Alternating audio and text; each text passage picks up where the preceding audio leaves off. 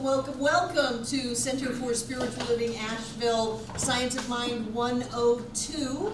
It is February 4th, 2019, where we are. It is whenever you are. I'm glad you're here. We always begin in treatment, so take a deep breath.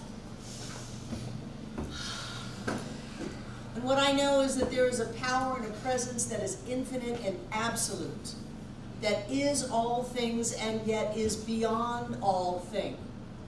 I know that each and every one of us is created out of that presence of spirit. We are incarnations, individualizations of the divine in form as us now. And I know that we open to all that we are, all of the clarity and the power and the magnificence of God as us, right here and right now. I know that we hear what we need to hear, we get what we need to get, and we use what we need to use to continue to create lives that get better and better and better. And so with great gratitude and thanksgiving for Science of Mind, Ernest Holmes, Center for Spiritual Living Asheville, and everyone within the sound of my voice, I release this treatment into all that God is, knowing that God is all, as together we say, and so it is. Wonderful, wonderful, wonderful. Welcome back to class, Jack. Thank you. Treatment demonstrations. What treatment demonstrations do you have? Ophia and then Jack. Well, I've been treating for alignment and rooted flow, and I also was told by my doctor to finally, I've been waiting for this, to reduce my last psychiatric med dosage by 25%. Yay. And so Friday morning was the first Friday, Saturday. This is the fourth day of that, and at first it definitely felt kind of like I was surfing, and almost like, and I've been through childbirth, so almost like emotional contractions, like just a flush of it sometimes, but the more that I like let go into it, and the rooted flow thing and the alignment, then I'm already feeling, not just back to normal, but also a little bit less of a leash on me, I guess. Yay. Was there a second one? Come back to me? Okay. I thought you said first. Great, Jack. I'm going to stand up and show I've been to Hawaii. And treated for me to have a fantastic time, and boy did we ever. We saw whales and dolphins, and the natural beauty was incredible. We drove up in they call it the Grand Canyon of Hawaii. We drove all through there, and then we took a helicopter ride through all of that. We took 2 boat trips out in the ocean. It was fantastic. And we kept running into all of these really, really nice people, both tourists and the locals. Yeah. Incredible people, incredible stories. Because you're a really, really nice person. Yes. So that's what you get. We expect that. Yes. And that's what we got. I mean, there was a young, briefly tell you, there was a young man where we stayed, plantation cabins or something like that. Beautiful grounds, and they had a lot of palm trees, and I was wondering if they were coconut palms. So I see this young man out there cleaning up, and I went and asked him, "Are those coconut palms?" He said, "Yes, sir, they are." And he starts telling me about how they take care of the coconut palms. They always take them down. Once a month, they climb up the trees and take them down so they don't fall on people's heads. And then I asked a question about the birds. He starts talking about the birds, and he's just getting more and more excited. He's 24 years old, and he said, "I am so blessed to work in a place like this." Yes. Wow, he was quite an ambassador. And that's the kind of people we run into. Yes. Yeah. And even in the airports. Wonderful. So Anne is the vacation practitioner. And it was really easy. Who else? Treatment celebrations. I have one. Mandy. Hi, Mandy. I have manifestations all the time, and I have a physician who I call a lot, and almost always always a mess. Anyway, I lost something that was very important, personal, and, you know, the kind of thing you really don't want to lose, even though the thing itself doesn't matter. But I called this practitioner, and he did a treatment, and I found it immediately. And I had been struggling and trying. It was really like a miracle. Well, we were still on the phone. Wonderful. Yay. Yay. Who else? Treatment celebrations. Hella. Well, Debbie treated me for, as I was having a cold, and she treated me for clarity. Not only did and I hadn't thought about that until I just got in here today, the cold was gone the next day. And I was up literally half the night because my brain was exploding with these thoughts that I've never had before. And I found the most foundational negative limiting belief from my very violent, abusive childhood that I have ever come to. It was just. And did you let that go after you found it? I did. Because finding it doesn't do anything. I You used want to change it, let it go, transform it. I worked on it for half a day, and suddenly there was just nothing but peace. Yeah.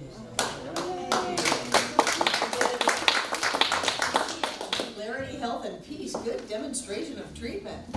Who else? Treatment celebrations. I got all our taxes done. I haven't done my taxes in 5 years. And so all of a sudden it was, a couple of days left in the month, and W-2s, 1099s, filing with the state, filing with the IRS, all of that stuff. So I had to relearn it all. So if you have any mistakes in your giving records, I'm not surprised. Just let me know and I'll fix it. Wonderful, wonderful. So, the chapter that you read this week is on mental equivalence. We spoke about that last week so that you would feel really smart while you're reading that chapter. Did you have any new epiphanies about mental equivalence? I did have one question in regards to, I tried to watch yesterday, and it still wasn't up. I saw it this evening. Well, yesterday, it wasn't up. I thought it went up like on Tuesday or Wednesday. It's supposed to, but Devon's got a lot going on right now. I looked this morning, I didn't see any of the last 2 weeks. I pulled up last week's class just to see how I looked without any makeup. And you'll have And you saw how surprise. beautiful you were. Pardon me? And you saw how beautiful you were. Yeah. Oh, I spend a lot of time without makeup, so it's not a shock with me. I usually don't go on camera that way, but that wasn't happening last week. So, Okay, so yeah. it's up now because I saw part of it. Okay, yeah, I just was trying to watch it before class tonight to catch up, so. I have a question. Hi, Debbie. Hi, I have a question. So on the bottom of page 279, he says, man's divine individuality compels capital infinity, capital I, to appear in his experience as duality because he has believed in duality. Okay, wait a minute, that's making a little bit more sense. So we can demonstrate duality. Doesn't make it, Yes. doesn't make it truth with a capital T. Right. We can take infinite love and feel all alone in the world. We can live in prosperity that has no bounds and manage to be poor. That just shows how powerful we are. People come up to me with problems and I go, wow, you are so powerful. You manage to feel alone, a failure, and poor in this universe? You are amazing. Some people don't come back. Yeah. I wanted to be petted, style sweetie. My phrase is, suck it up, cupcake. Not buttercup? No, cupcake. Suck it up, cupcake. Alright. Who else? What else did you get from the chapter last night? Ophia, last week. That last paragraph was just really good for me. I needed that. It's where it says nothing is real to us unless we make it real. Isn't that in the law of Nothing. attraction?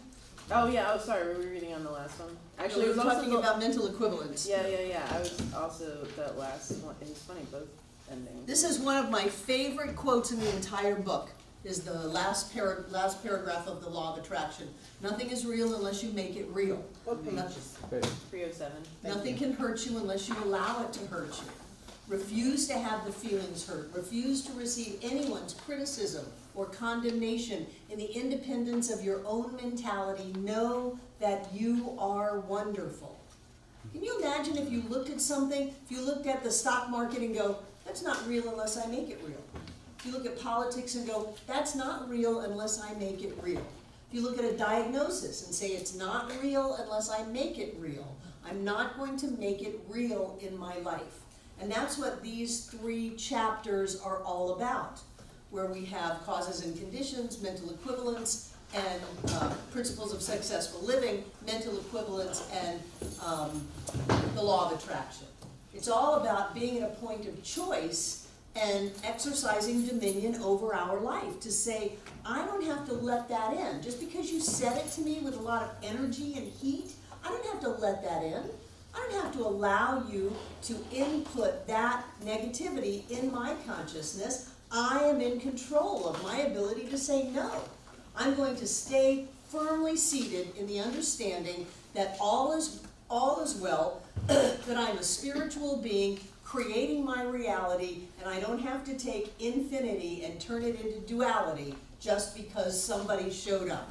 Ophia. And now my train of thought went somewhere else. Coming back around. Thank you, yes.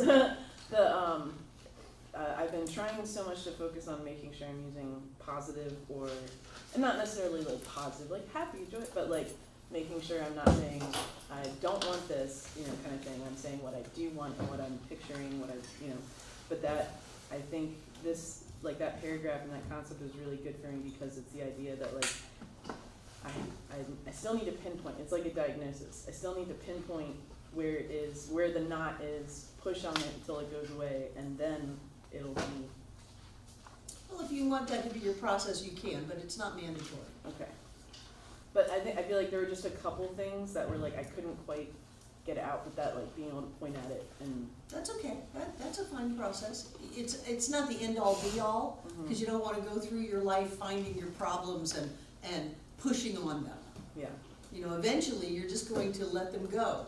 Turn away from the condition, focus on what you want, go ahead and be positive, happy, joyous, and watch how that shows up in your life. That's not Pollyanna, that's choosing your state. Okay, yeah.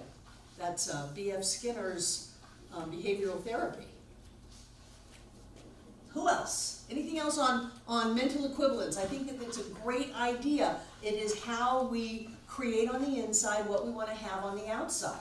And so if you want to demonstrate something, then you create it on the inside. If you want to have a successful business, then you go around feeling successful. You dress like you were in a successful business. You talk like you're in a successful business. You share with other people about your successful business. If you want to be in a relationship, you go around like you're in a relationship with those feelings. You create it inside of yourself, creating the mold through which formless substance pours itself into and manifests out as your life.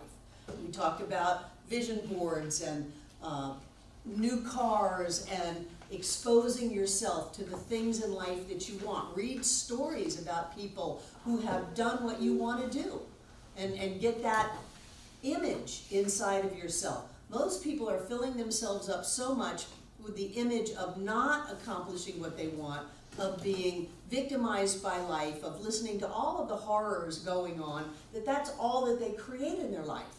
And you are learning through mental science how to use the power of thought to create what you want instead of what you don't want. So a mental equivalent, a thought atmosphere, all of those things are really important ideas so that you can go inside of yourself and to create it. Whatever it is, peace, love, joy, a healing, a connection. You can bring someone into your life. You can send someone out of your life. You can change your body. You can affect your finances. You can do whatever it is you want when you do it on the inside.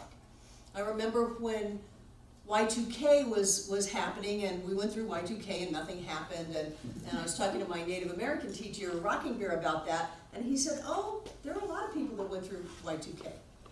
There are a lot of people that are still going through Y2K. You didn't, but they did. And that just, you know, kind of stuff you would say that just kind of warped my mind. So in different universes, or all in the same universe layer, other people are having very different experiences than we are. And who's to say that that's not true? I know some people who live, they don't live in a world created by love, they live in a world created by hate. They live in a world created by anger and resentment and upset, and that is their world. And nothing is real unless you make it real. You don't have to jump in there with them. We live in a world created by love. And we focus on that, and we put the love out, and we harvest that love, and that's where we live. So if we're going to create something on the inside, it doesn't have to be limited by what we've experienced before or by what other people have experienced. Principle is not bound by precedent. Doesn't matter if it's never happened before. If we waited until it had happened before, we would not have any evolution of any kind, of plants or animals or people or anything. Evolution is all about something happening that never happened before. So we're good at that. We don't have to say, well, has somebody else done it? If we can create it inside of ourselves, we can demonstrate it outside of ourselves. And the way we create it is we form it. We call it a mental equivalent. We create the mental part of that inside of us. And then it shows up on the outside. It's an important lesson to learn. Don't just gloss by this one. This is a good thing to learn. The other one is this idea that we have a thought atmosphere, that there is a general energy around us. People go sit at the feet of the master because they have a thought atmosphere. Because when you get close to them, you feel this overwhelming peace, this love, this healing, this oneness, and people do it here. I've had people drop at the front doors, drop to their knees sobbing, the first time they walk in this center. And there is a thought atmosphere here that says you're safe, you're loved, anything is possible, we're going to support you. Yes, you can heal. Yes, you can live the life of your dreams. And that's so different than what some people have experienced that it just knocks them. So you want to be mindful of what kind of an energy, of a thought atmosphere, a mental atmosphere you're carrying with you. And you might want to check yourself out. If you go around going, stop. Stop, drop, roll, stop and check yourself out and see what you can do to let that go. I find very often that it's not even ours, that it was just flying by and we were not paying attention and we got hooked and then we're reacting. So if we check ourselves out, we can let that go. But if we're going to go into a situation, we want to have the energy that we bring with us to be as helpful as possible. So if we're going to go meet someone, we want to go with love and connection and joy and prosperity and possibility. If we're going to go talk about a deal, we want to bring with us this idea that we're successful, that we are on top of everything, that joining in partnership is going to help all of us, whether it's a business or a sale of a house or something like that. We want to bring that with us before we ever show up. Oprah knew that. She said before she ever went to a meeting of a contract, she would send out her team. This team did not have bodies. In her mind, she would send out her team. And they would get all of the paperwork ready. They would get all of the glitches smoothed out so that everybody was all in harmony and order with working this deal out so that by the time she walked into the room, it was all set. Everybody was just great. This is going to be great. It's going to be wonderful. We're so happy. Looking forward to working with you. Sign here. Because she had already in her mind cleared out all of the inconsistencies and the discordant vibes. That's your mental atmosphere. You want to be mindful of it. Don't give yourself permission to get dirty mentally. People say, oh, well, you brainwash people over at that center. Some people need to be washed. Don't let yourself get dirty. Don't get mucky. Don't get hooked. And if you are, take the time to let it go. If something comes up, if you find something, Let it go. Don't just go around telling all your friends about your new revelation of how screwed up you are. That doesn't help anybody. Let it go. These are concrete tools you can use to create inside of yourself an equivalent of what you want. Of being happy, of being loved, of living in the place you want to live, of doing what you want to do. I mean, these are real life things. And having something that goes out to you. I like the idea that it goes out before me, I bring it with me, and I always leave some of it behind. So that I leave energetically everywhere I go with a little bit of positive Barbara, a little bit of Barbara love, a little bit of Barbara inspiration. I always leave that. I don't have to think about it. I just do that. That's part of my movement through life.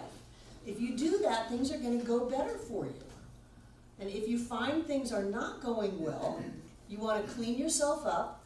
If they continue to not going according to your preference, consider that something better is happening.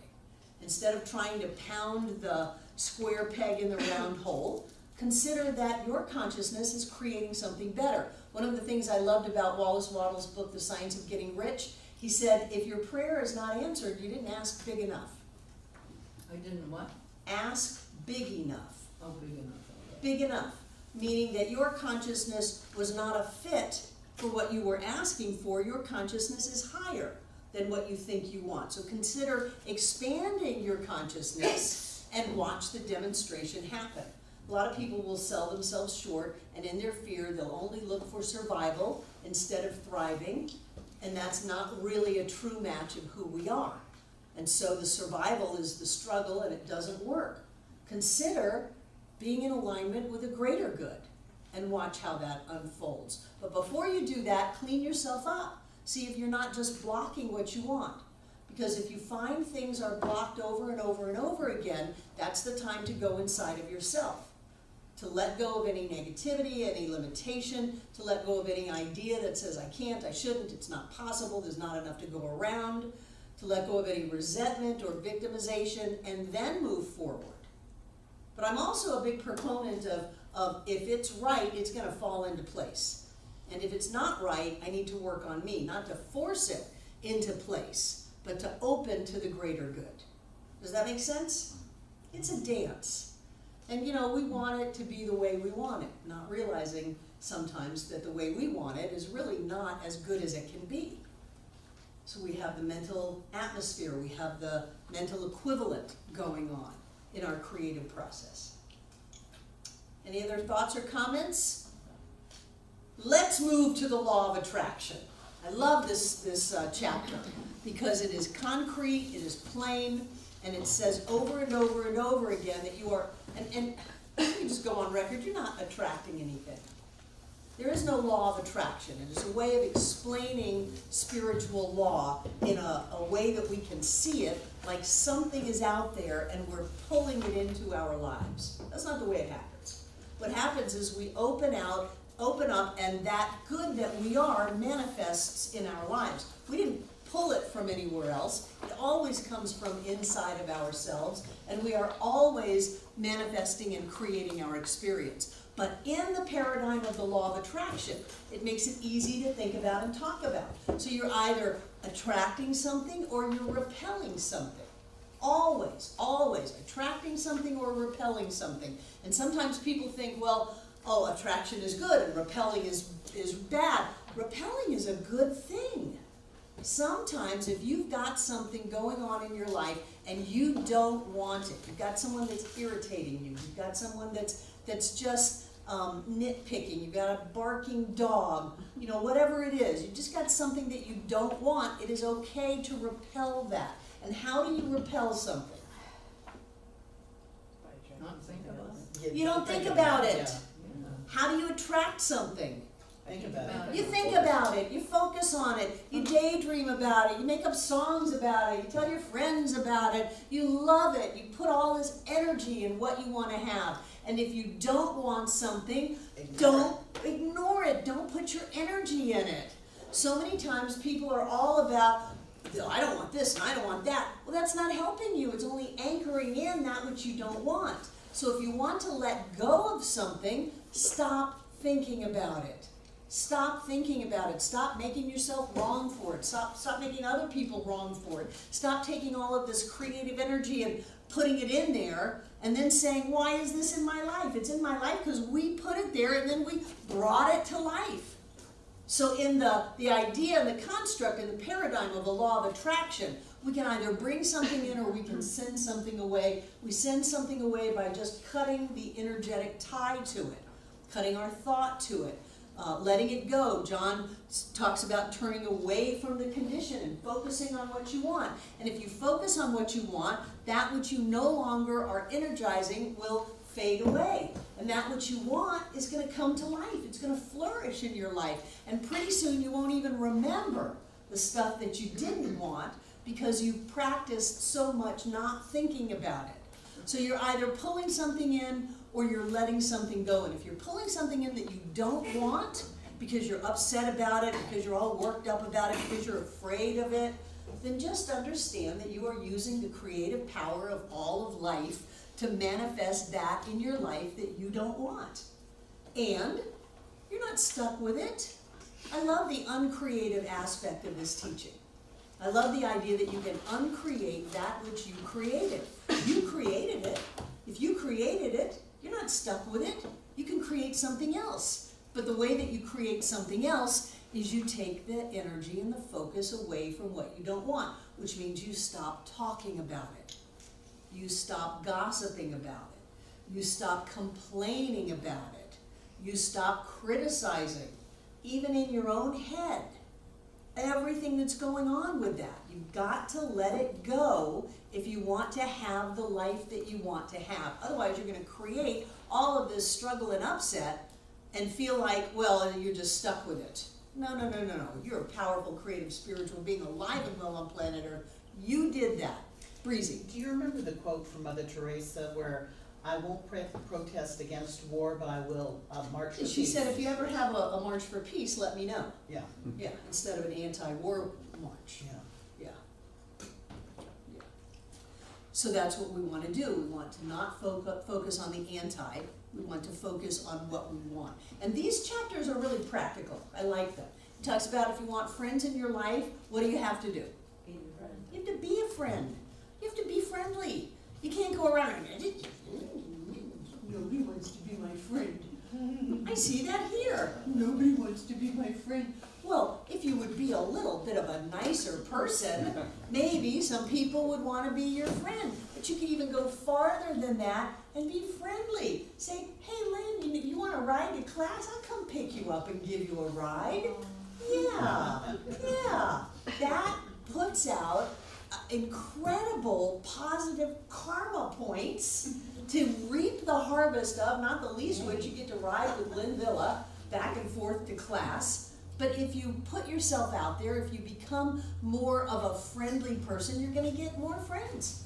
What do you do if you want to be successful? Think about success. You think about success. Do you think about all of the people that go out of business in the first 3 years? The Small Business Association says 9 out of 10 small businesses go under in the first 3 years. Don't think about that. Think about that all of the success of life itself is in you, as you, is you now. And that you are divinely moving through life with all of the support of the universe to do whatever it is you choose to do. Think about that. Talk about success. Research successful people. I find it difficult to sit on the couch and be successful. I find it easier to be around successful people. I love all of these new concepts. For me, they're new.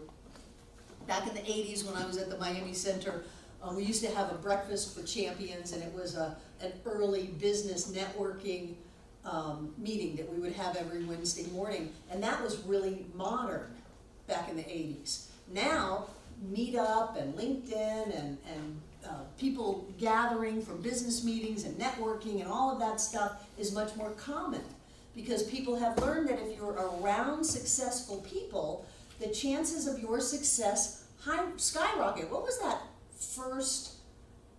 It wasn't Amway, but it was a group that that would get together and they would get all rah, rah, rah. I remember I was a teenager working as a hostess at Denny's by the airport in Miami, and they would come in one night a week at like 10 o'clock, and they would take over the restaurant, and they would be cheering, and they had big diamond and ruby American flag pins, and they were dressed to the nines, and they came in and owned that place. And they knew that if they hung around with people that were highly successful, they would create more success for themselves. So if you want to be successful, you have to start creating a mental equivalent, a mental atmosphere of success inside of yourself. I see it with ministers in our movement. They get together and they go, oh, well, we want time as our ministers without any of the people from the center to see us, to mope and complain and talk about how hard this is. Drives me crazy. And I am not quiet. What is it about, where in the textbook did Ernest say you get time to mope and complain about how hard it is to live this teaching? It's not hard. The only thing that's hard is your resistance to walking your talk. I don't go to those things anymore. So what we want to do is we want to be around an environment that says anything is possible. Miracles are an everyday occurrence. You can do anything. You can do absolutely anything. If you can think it, you can live it. If you can hold on to that energy long enough for the molecules of time and space to manifest, you can create anything you want. Absolutely anything. And the fact that nobody's done it before just means it's your turn. It's your turn. There's some things on Facebook that are showing it's the anniversary of the cell phone, the anniversary of the global GPS, and they are showing the African American man who invented the cell phone, the man who invented dry cleaning, and the woman who invented global positioning satellite technology, and in celebrating of all these anniversaries right now. And I'm looking at that going, well, this is what we do. We invent the new. We go where no person has gone before. You know, we embrace something brand new. That's for us to do. So we don't have to look around and wait for permission or see if other people did it, but it is good for us to surround ourselves with people who say, that's a fantastic idea, of course that's going to work out, and I'm supporting you 100%. Some people will tell you not to share your ideas with other people. And I always think, well, that's such a distrust of the people in your life. If you can't share your ideas, even Ernest, if you can't share your ideas with people in your life and get positive support, what are you doing with those people in your life? Why are you hanging around with people who say, oh, that'll never work and it'll never get off the ground? Why do you have to hide your hopes and dreams from those who are close to you? So I recommend people put it out there. And that they surround themselves with people who go, of course you can do that. Of course you can succeed at this new business. Of course you can have miracles in your life. I've seen it happen for 40 years. It's pretty commonplace in my life right now. It just happens all the time. Of course you get yours. All you have to do is be willing to have it on the inside, to not get swayed, and have it show up on the outside. To attract it, if you will, to let go of what no longer serves you and just let it fade away into the nothingness from whence it came, to not be daunted, to not be knocked off center. That's one reason that I like the end of the paragraph that we were talking about at the beginning of class. Nothing is real unless you make it real. So if you're all clear that this is what I'm going to do and everything's great, and somebody comes up and says, oh, I tried that and it didn't work out, you go, oh, all is lost. Well, who did that? You did that. You know, you tried it and it didn't work, but you're not me. I'm me. And so I am choosing to have my life work out. So I'm going to speak words of success. I'm going to think thoughts of success. I'm going to take actions of success. If you're working from home, the business people tell you, they encourage you to get up in the morning and take a shower. Put on business type clothing. And then go into whatever place in your house you work in. If it's the kitchen table, that's your office. Go in there and work. But to create the atmosphere that you're working. If you're unemployed and you want a job, Go work. Don't sit home and bemoan your fate. Go volunteer somewhere. Go help. Go work. Go do that. Put yourself in that energy that says, I work, I do things, and I am financially compensated for my efforts. Not necessarily from the place that you're volunteering, but the universe is never debtor. If you're going to set spiritual law in motion, you're going to get back what you put out multiplied abundantly. So when you get up and go somewhere and say, okay, it's Brother Wolf, it's Manna Food Bank, it's Center for Spiritual Living Asheville, I have come here to work. I've come here to help for whatever reason. I've got a little extra time on my hand. I want to be creative and I want to support things that are important to me. You will find yourself employed, either at the place you're volunteering or something else will show up and you will have an opportunity to have a job. But people who sit home and they just stay in their pajamas all day and they think thoughts of lack and limitation and poverty and failure, they're never going to get anywhere. It's not like somebody just, success comes knocking at your door. You've got to stand up straight and tall and be something that success will come knocking at. Does that make sense? Yeah, yeah. And I like these chapters because they do make sense to me. They're pretty basic. We are always exactly where we belong. That was a tough one for me. But I don't like it here. But everywhere that I am is a manifestation of my consciousness. So I am exactly where I have put myself. Not that I belong here because some outside power, anthropomorphic deity is saying, Barbara, you have to suffer and struggle. No, I put myself there. And if I put myself there, I can move myself out. If something else put me there, I'm stuck forever. So I am exactly where I belong by right of consciousness, exactly where I have created myself. And when I can suck up all of the ego upset about that, I'm Barbara Waterhouse, I shouldn't be down here in the muck and mire. If I can let go of that and say, all right, what do I need to let go of? What do I need to energize? How can I control my state and choose my feelings and think different thoughts? Then I can change that situation right away. But if I look at myself as I didn't deserve this shouldn't have happened to me, I always get the short end of the stick, all of that stuff, I'd be there forever. It's all inside of us.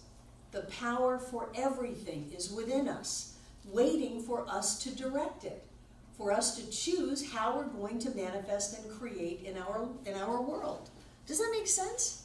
I mean, sometimes it's so basic. I want to go smack people on the side of the head and say, wake up, look at what you're doing. It's not bad, but you're doing it.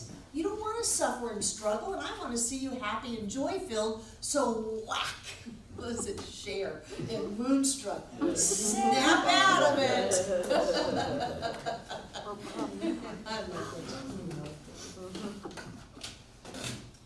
Friends, what happens when you see the good in people? This is so important. It increases. What happens when you see the good in people? See more good people. You see more good people, and the good in that particular person grows. Haven't you ever been in a relationship with anybody, whether it was an intimate relationship, a work relationship, a familial relationship, a neighbor, where you started picking at that person and seeing what was wrong with them? And people have things that you can choose to be wrong, and if you start picking at that, what's going to happen? It gets bigger. I've done couples counseling where I've told the people that they are destroying a perfectly good marriage. They're destroying it by nitpicking each other. Do you really care if the socks are on the floor? No. If the socks are more important than the mate, you're in trouble. But you can take deep love, intimate connection, and pick at it until there's no foundation left to it anymore. You can just ruin it. And you can have people who are in a relationship that maybe is a little rocky and teach them to start looking at and praising the good in the other person and bring that forth. And all of a sudden, instead of in a rocky relationship, you're in a relationship with someone who's fantastic. I always tell John he is the best husband in the world. I am the luckiest person ever that I get to be married to him. He is fantastic. Now my choice is to either be married to someone who is the best and fantastic, or to start nitpicking at him for the little idiosyncrasies that we all have. It's my choice. I'm going to pull out of him the man that I end up being married to, and that's on me. That's on me. So you get to see the people in your life the way that you want to see them. And a lot of that has to do with how you see yourself and what unhealed things are going on inside of you. And, do you unconditionally love and support yourself? Because that's all a reflection, the inner to the outer. But sometimes you can heal that inner experience by working on it on the outer. So you go around and you find something that you like in everybody. And I encourage you to pick the ones that may be a little tricky. Find something to like in that person. And when you do that, you heal yourself, you heal them. I believe you heal the planet. Every relationship is two different relationships. I mean, I've done couples counseling for 30 years. They live in different relationships. One person has this kind of a marriage, the other person has this kind of a marriage, and they're in the same marriage, but they're not. They're in two completely different ones. So whether it's an intimate relationship, whether it's someone that you're working with, whether it's a neighbor, whether it's part of your family. Has anybody healed any of their family relationships while they were in this teaching? Yeah, you can do that. Or you can stay stuck in this old belief, you never support me, you don't understand me, you're a dirty, rotten rack and fratchet. And then they are, because we put that in them and they gave it back to us, because that's how life works. Or we can move into this idea that says, love is all there is. I am a being of love. I'm seeing only the good in you. And even if I have to really fine tune to this one little thing to find something, I'm going to energize that and build on that and watch it show up. I really love the way you paint your nails. I really love the way that you love cats. I really love the way that you take care of your children. You never took care of me, but you take care of your other children. Don't go there. I love the way that you take care of your children. Focus on something. I love the way that you love to read. Whatever it is. My mother used to lock me out of the house so that she could be left alone to read. And when I learned to appreciate that and thank her for my love of reading, then all of that upset about being locked out vanished. And I took the good of it, which is I learned how to find my moxie from being alone as a 6-year-old out in the world. I became very self-reliant. I'm grateful for that. And on top of it, I got a love for reading. Thank you. Thank you for that. And then the relationships heal. Whatever you see in something, you're going to get back. Now, how about if you see success? How about if you see your business and you see success? How about if you see your checkbook and you see abundance and prosperity? How about if you look at your stock portfolio and bless it and praise it every day, and no matter what the Dow is doing, yours goes up? You can do that. You can absolutely do that. What you see in your experience comes back to you. It doesn't really come back to you. You open it up and it pops out and flips into form. But it's easy to think of it as attracting something and repelling something. So how you see it is how it's going to be. And nothing is off limits. Nothing is off limits. No politician, no global situation, no economy, no physical experience, no genetic predisposition, no nothing is off limits. Nothing is real unless you make it real, and you make it real the way you see it. So how are you going to see it? What are you going to put into it? And then how is that going to come back to you? You can do anything you want. You can create anything you want. Absolutely anything. If if you're willing to have it in the inside, if you're willing to stay clear about being in love, being in prosperity, being in joy, being in success, you can create that. No matter what you do, no matter whether anybody has ever done it before. John loves the story of the pet rock. That's one of his whatever he's got, his not idols, but people he respects and admires. Make a fortune on a rock. Put it in a box and give it a name. Oh, you can't do that. Well, the person saying that can't do it, but obviously whoever the pet rock guy was could. So what do you want to do? How do you want to be in life? What do you want to have? What do you want to experience? Create it inside of yourself. You want a stables full of horses? Create that inside of yourself. And then watch it unfold. Watch it unfold. It's just amazing to me, the power that we wield. Sometimes I just stand up and go, all of the power of creation is at the point of me right now. The power that rises in the sun, that keeps the planet circulating, that Big Bang that has black holes and nebula and gravity and force and light and fire. All of the power of creation is mine now.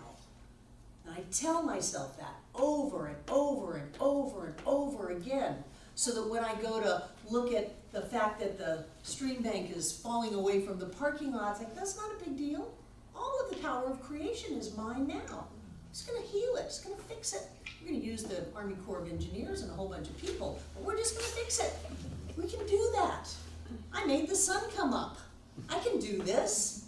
And from the child in me that was very timid and shy and helpless and hopeless, that was a big shift. But I had to tell myself that over and over and over and over again. I am successful. I am a genius. I am clear. I am charismatic. I am magnificent. I am changing the whole world. That's who I am. And then that is who I am. But if I let myself go back into old negative patterns and go, oh, Barbara, you can't do that. You shouldn't do that. And I think someone else wants that last cookie. You don't deserve that. Then that's what I would create. So it's all about us creating that on the inside and watching it show up on the outside. Who had their hand up? Nobody? Okay. Good, good, good. So when you're focusing on success, it's a good thing to be happy. If you focus on success and it's a lot of work, then you're going to create a lot of work with it. You create more energy, you free up more energy with happiness and joy, with laughter, with possibility. You create a lot more energy, you open up and free a lot more energy to use than if you go, all right, we're going to do this and it's going to be a lot of work. We're going to work long, hard hours and maybe after a couple of years we'll break even and get on our feet. Ernest says be in joy, be in happiness. And why is that? Because you open up that energy. This is fun. The universe flows in fun. When you're using your willpower and you're digging down in it, you're stopping that flow. It's like the health issues of constipation and blood issues and the body doesn't open up and move freely and it creates disease. You don't want to do that. You want to open to it and let it flow through you. Yes, Jay?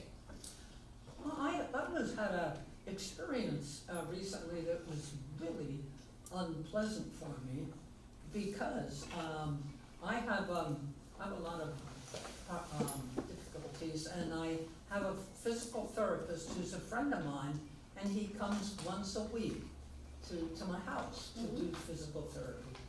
Well, anyway, he came, and lo and behold, he walked in, and he was followed by this lady. I didn't know her, and she came right into my house and just was looking around and everything.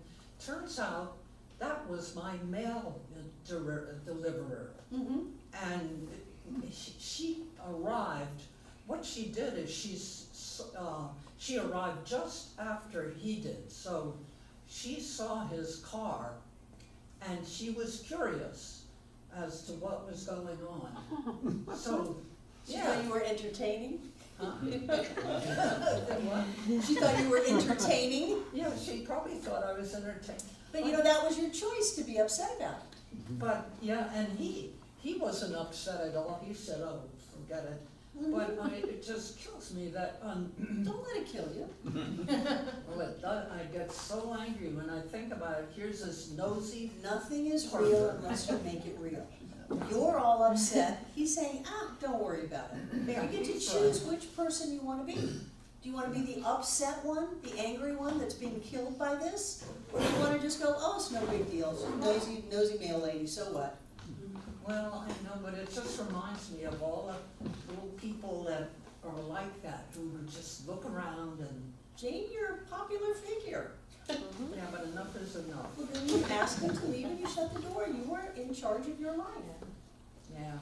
Well, I looked at her, I didn't know who she was at first, and then I saw her mail truck. Your upset is yours, nobody else's. And if you don't want it, don't get it. Yeah, but I have no idea. Say, you wanna know how? Repeat after me. I don't care. Well, I don't care. Thank you. You don't. You don't. Say it again. I don't care, but. There you go. No butt. No, get your butt out of the way. I don't care. There's great power in not caring. Well, I don't like her just walking into my house. And she's not in your house right now, so you're living in the past, continuing to milk it for upset. Yeah. And if you don't wanna do that, you have to stop. Say, I don't care. Say it. No, I don't care. It's over. It's over. I'm done. I'm done. There you go. Thanks. Get rid of it now. This is real life stuff. So one thing I like in this chapter is it says there are no mistakes. There are no mistakes, that the universe cannot make a mistake. Life cannot make a mistake. You are not a mistake, no matter what your parents told you. There are no mistakes. You've never made a mistake. Now, might you, knowing what you know today, do things differently? Of course. That's called growth. But going back to the moment, knowing what you knew then, having the tools that you had then, you did what you did. Everybody take a deep breath. Listen to me. If you could have done anything differently, you would have. And since you didn't, you couldn't. You did the only thing you could have done. Not a mistake, a step. There are no mistakes. Mistakes are impossible. And I know for me, that was a big weight off my shoulders. Was it a mistake to send my son to go live with his father when he was only 5? When I wouldn't have him back again for 10 years? Was that a mistake? Did that wound him? Did that do irreparable harm to him? No, that was his path. It was my path. It wasn't a mistake, it was a step. And when you can stop holding things over yourself, saying, I really screwed that up. No, you didn't. Do you know when you go to work for Google, they tell you right away, make mistakes and make them big and make them fast. Make your mistakes, make them big and make them fast so we can learn. Not, you shouldn't have made that mistake. Of course you're gonna make what is termed a mistake, but it's a learning piece, it's a piece of a puzzle. It's an idea that didn't quite take the form that we thought it would. And when we try to hide all of that and say, well, there's something wrong with me, you don't know me, I've made mistakes in life and I'm a bad person because of that, how is that tapping into the creative prosperity, love, and joy of the universe? It's not. It's shutting it down. There are no mistakes. The universe didn't make a mistake. Life on planet Earth is not a mistake. Nothing that we do is a mistake. It's a step. And when you can look at life that way and let yourself off the hook, free yourself up to move forward, then you have all of this extra energy. If you're tired in life, there's resistance. You're either not doing what you want to do, you're doing what you don't want to do, or you're suppressing a bunch of stuff. When you've only got a certain number of ergs of energy. Let's say for easy counting, you've got 100. And if you've got childhood issues, you're shoving those down, that's 10. If you've got I hate my job and you're shoving that down, that's 10. And if you've got I'm still mad at my ex and I'm working that, that's 10. And before you know it, you wake up in the morning and you go, I've only got 3 ergs of energy to carry me through the day. Well, it's up to us to free those up, to stop shoving things down, to stop beating ourselves up, and to stop blaming other people for what we made real, including the postwoman.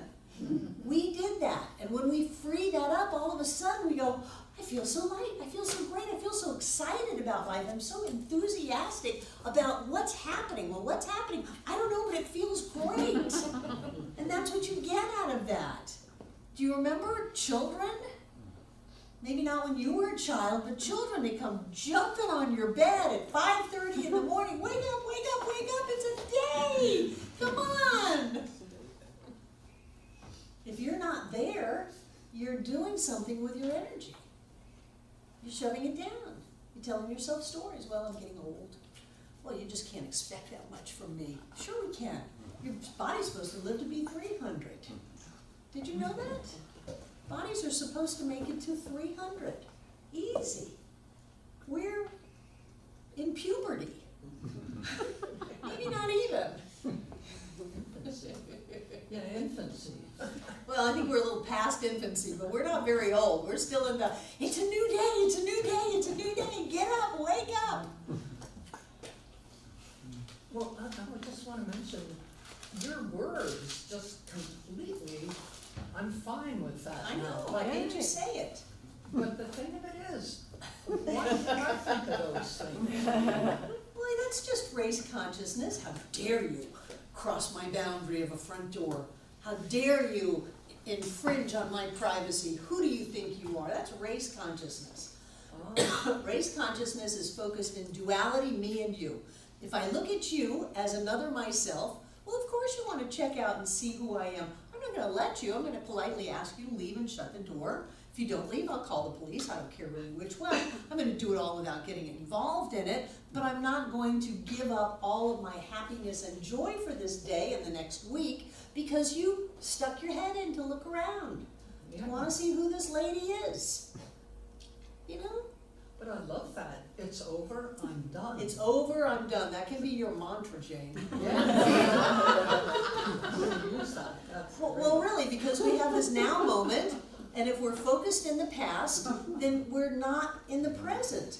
Yeah. So upset is in the past, fear is in the future, and our energy and our joy and our happiness and our flow is all in this present moment. And so it's over, I'm done. It hasn't happened yet. Don't worry about it. Focus on now. Very native. You only focus on what's in front of you. And if it's in front of you, it's yours to do. And you do it until it's done. If it takes 3 days, you do it until it's done. That's it. And you don't think about anything else. You handle what's in front of you. Got it. It was really made things easy. You know, can you do this? No, I'm doing this.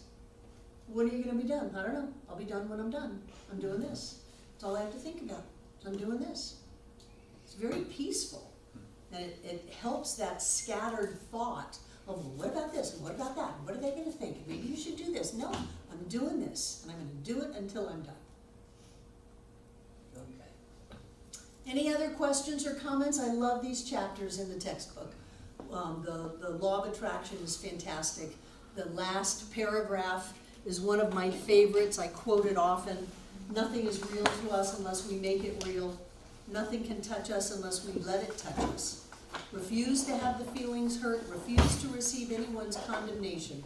In the independence of your own mentality, believe and feel that you are wonderful. This is not conceit. It is the truth. What can be more wonderful than the manifestation of infinite mind? Isn't that wonderful? If you don't like it, don't make it real. Don't bring it in. Don't open it up. Don't invite, all of the race consciousness and the conflict and the upset and the drama. Don't invite it in. Just say no thank you and shut the door. Yeah. And then be done and let it go. And what you'll find is that you feel better, you have more energy, you sleep better, your body's healthier, and you demonstrate faster. You'll find that there's more energy moving through you. And if you want to visualize it like the law of attraction, that you're the Starship Enterprise or the, no, not the Death Star. Any of those other spaceships that have tracking beams, you know, that you send out that tracking beam and grab a hold of it and pull it in. You can visualize it like that, that's fine. What is it that you're creating inside of you? Have your energy surround it and bring it in. Or create it inside of you and pop it out. However you want to see it, it's fine. But you are the one creating your life. Anything is possible, everything is possible. It happens all the time. Doesn't matter if it's never happened, if no one's ever thought of it, if no one thinks it can happen. It doesn't matter, we do that all the time. We went from breathing water to breathing air. You know, when we were in the womb, we had tails. Isn't that creepy? Let's take a break.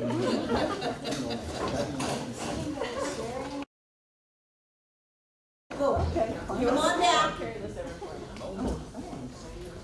What I was saying is you are my class of practitioners. I've got people out in the world watching this class, calling it my practitioner class. Because I've told them all year that this is a practitioner's class because you're practicing spiritual mind treatment and you're getting very good at it. So how's it feel? Nice, Awesome. Good. nice, very Nice, nice. awesome, good, very nice, very nice. And are you comfortable? I see you just go into the treatment, most of you. So are you comfortable with that aspect of it, you being the practitioner, giving the treatment for the other person? Good, are you still stumbling over the words at all? I don't see anybody using the cheat sheet anymore.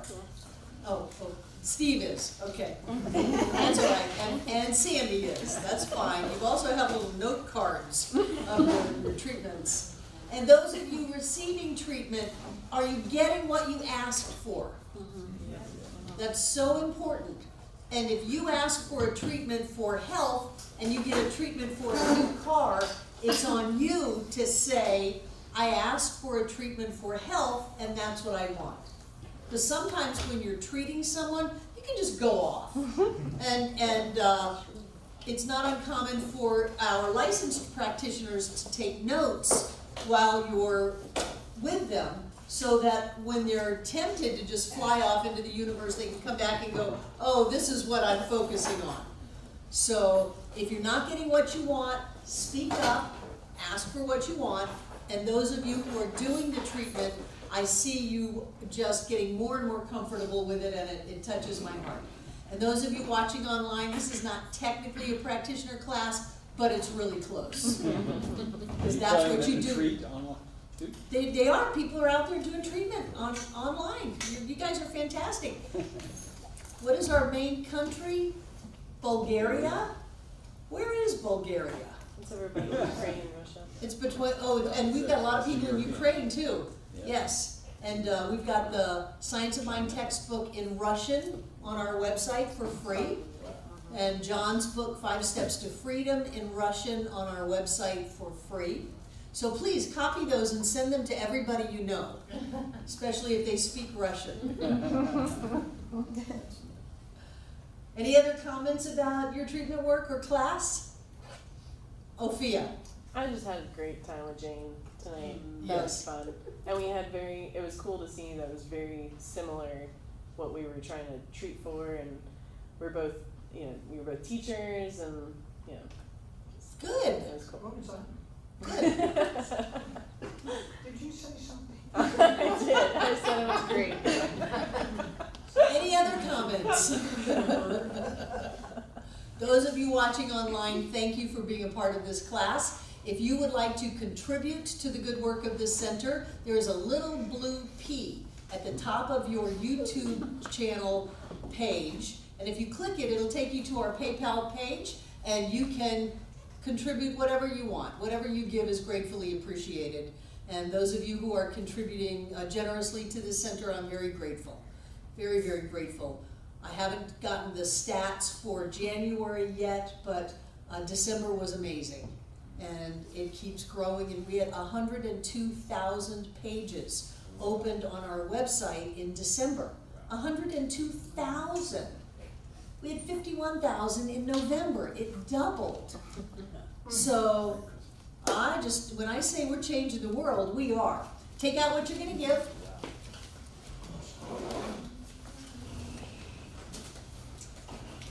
Hold it in your hands. And what I know is that we are prosperous, abundant, rich, and blessed beings, alive and well on planet Earth. I know that this presence of the divine is what we are right now. We are made out of the abundance of all of life. We are made out of prosperity itself. It is our essence and our nature. And so we open up to that idea of more than enough. And we know it demonstrates in our finances, in our experiences, in our relationships, and in everything that we do. We move through this life with a prosperity consciousness, and that manifests in every area of our lives. And so we open to live the rich and blessed life. We know that our good comes to us continuously in ever-increasing ways, and we know that we are blessed. And knowing that, we give this gift to Center for Spiritual Living Asheville this night, knowing that each one of us comes together to make this center all that it was ever meant to be. It is a place of peace, a beacon of light, a tower of strength, and a fountain of wisdom that touches the lives of all who call it home. And so it is.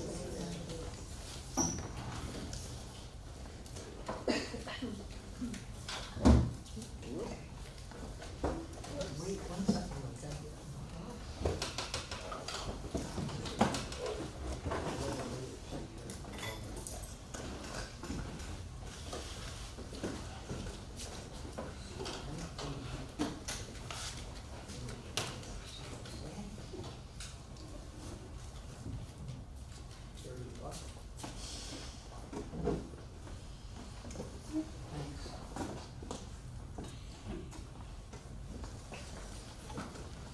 And I know that everything in these baskets is blessed, because every time we give anything, that which we are goes with our gift. That is the idea of oneness.